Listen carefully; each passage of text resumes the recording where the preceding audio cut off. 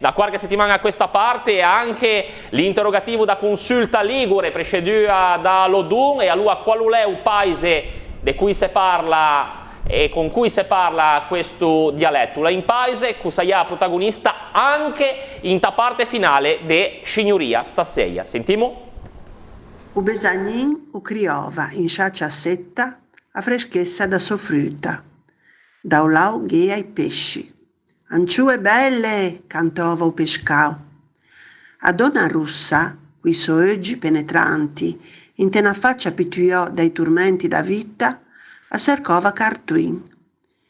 I gatti ai vampuia di ratti, inti carugetti o dui moia scordè. Qual è il paese dove si parla questa lingua, con questa cadenza, con questa cocina? Ogni vallata ha il suo dialetto. E poi all'interno che vale tre dialetti diversi, quindi che in Liguria abbiamo almeno 100 dialetti diversi che si assomigliano ma non sono uguali. Quindi è un grande patrimonio questo, da conservarlo. Io professor Vampi, cosa ti dici? Hai ragione, è proprio così, è un tentativo che si fa anche con la consulta ligure e con il presidente Giorgio Odun, che cerchiamo di fare esattamente quello che ti dici, cercare di conservare tutte queste micro parlate. Questa volta si tratta di Carlo Forte, la parlata tabarchina molto comprensibile viene letta come sempre da una voce molto limpida e precisa, anche questo aspetto credo sia apprezzabile.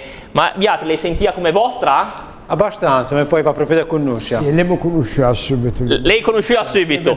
Nessuno la indovinò, anzi qualcuno, Carolina, che aveva scritto anche qualcosa che sbagliò, giusto? Sì, sì, scusa, aspetta. Acqua Santa, che ti avevi detto. Esatto, Celle, Acqua Santa e basta questo.